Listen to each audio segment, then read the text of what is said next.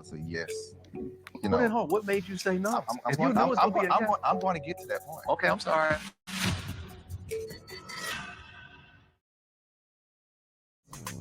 A prophet called me and basically said, you got some important decisions that you need to make in your life. Mind you. Listen, it gets wild up in here. Look, let me be very honest with you and very real with you. Obviously, the prophet called, and when the prophet calls, you got to obey the call. Let me be very real with you. Shaq was already going to choose no. I hate the fact that we always talk about this. Yeah, I didn't know until the final moment, to the final day, into the final second, I was sitting there and I just got a feeling I knew no. You weren't going to say no. You weren't going to say yes. You were looking for a yes, but it was never going to come. Like, you know what I mean? Like the prophet further, when he goes on to say the prophet spoke to him, the prophet said you have an important decision to make. That's it. That's all the prophet said. He didn't say choose anything else. Just you got an important decision to come. That's it. So if that's all he's been really saying to you, why the hell would the prophet be a part of the story? The prophet didn't do anything. Apart from the fact that he confirmed what you already felt like you were going to make a choice anyway. Stop making excuses. The prophet is not the reason why you decided to say no. You said no because you didn't want to be in a relationship no more. You felt like you couldn't fulfill the role of being a man in her life, and that's okay. If you felt like it wasn't for you, you felt like, you know what, I can't do it. If you felt like this relationship is not the one for me, if you felt like the relationship is not going to be beneficial, if you felt like, you know what, Kirsten hasn't got enough that I need in this relationship for me to exist in, then that's okay. But let's not lie and call upon the name of the Lord and be like, the prophet told me something. He ain't tell you nothing. They don't know. What prophet? Who prophet? What? This guy is in my PhD program. He's a pastor. Okay, all right. So he was like, you know, you got some important decisions in your life you need to make. Like it may be a time to be selfish, but make a decision for you. Did you feel like all? It may be a time to be selfish, but make a decision for you. What does that? Again, how does that relate to you making a decision?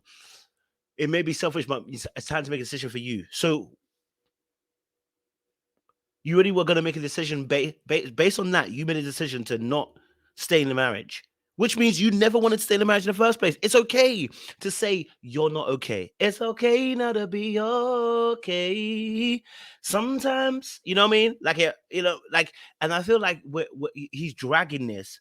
And maybe I think the reason why he's dragging it is because he's not really being honest about what really is the issue here. The prime issue that you felt is, and he's not able to articulate it, I didn't get enough encouragement. And I think the reality is that he's got a lot of wounds himself. I'm not saying that he's the only one in a relationship that's a problem. Both of them are. But he's got a lot of wounds that, like he said, he admitted he never really saw until after he quit the relationship, that he realized, actually, I did a lot of things that were problematic. Because you thought you were the one that was in the right. You thought you were the one that was doing the right thing, but you realized that you were just as much the problem as Kirsten was. Now, hers were obviously more shown in terms of her flaws, but you had your own. You shut down. You didn't communicate. You didn't let her into your world. But you were blaming her about her communication skills. You know what I mean? Indications were yes, right?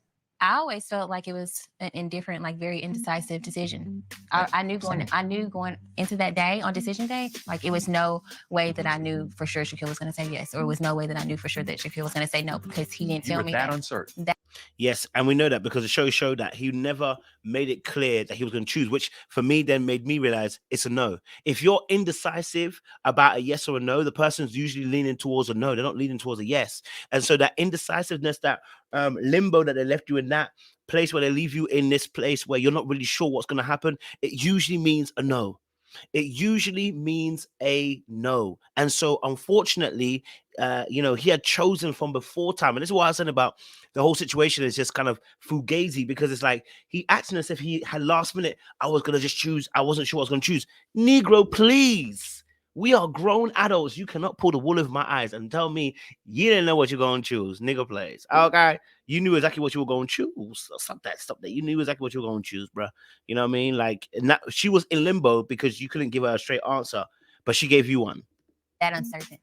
I just wasn't for sure that I could be the husband that Kirsten wanted and needed me to be. And how? In what way? I think Kirsten just wanted me to be like, forget the job, forget life, forget friends, forget family.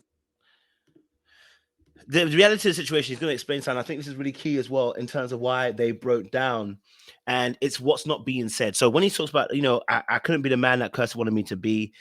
He couldn't match her expectations. That's not necessarily a bad thing. Sometimes we can't match people's expectations. That's okay. You're not meant for each other.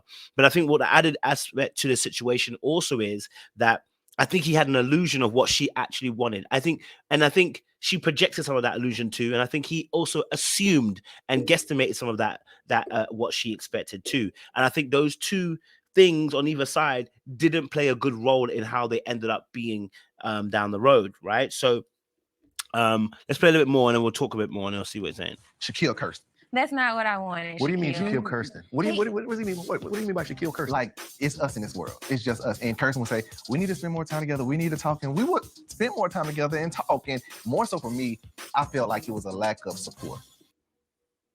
So he wanted her to be more supportive of his work and stuff, but we already know that a lot of the things that he wanted support, why it was a little bit, I think, of the wound. He wanted to be appraised and praised. I think he wanted to be celebrated. But I understand that because, like I said, I've been in a position where even with my work and stuff, yes, if I have a partner, I want them to encourage me. I want them to also say, look, so babe, I'm proud of you. Like, I love what you're doing, the work you're doing.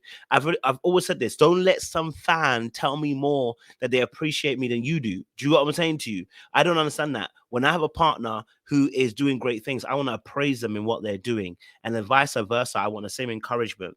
You know what I mean? And so maybe that could be part of the reason why, but that may be also deeper wounds because he didn't. He explained it, but never really explained it. And it feels weird whenever he talks about this Kirsten never supported me, and then when you ask him to explain what that support actually is, it's kind of weird. It never gets made clear. Do you get what I'm saying to you? That tells me you don't fully have a grasp on what you actually want. You feel it, but you don't really know.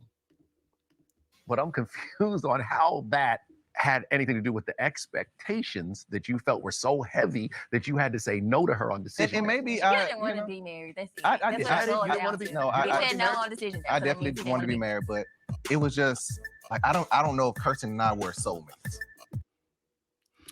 I think what he felt was a separation between the two, right? The separation between and I've always said this.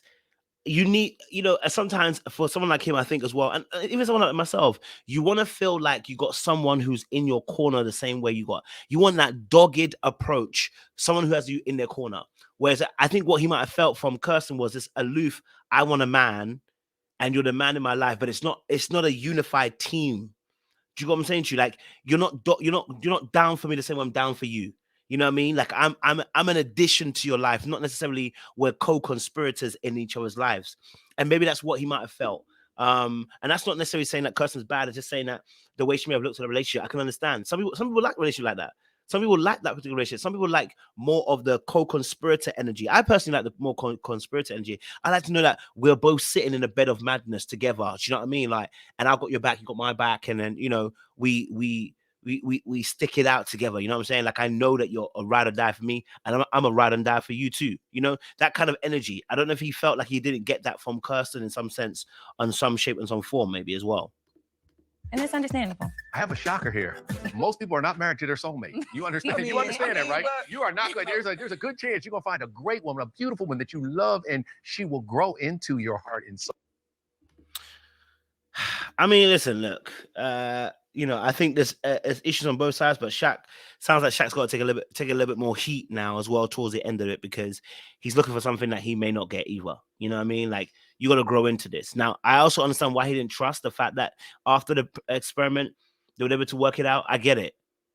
He was like, you know what? I'm not going to give you the satisfaction of dumping me. I'm going to dump your ass first, okay? Because you're probably going to dump me in the next few weeks anyway. I get it. I understand. So it's real, but it seems like she really was invested. So we'll talk more about this on Monday when we have our live super panel about this. But yeah, make sure you guys like, share, subscribe, click on the bell button for notification uploads. We appreciate you guys. Say look,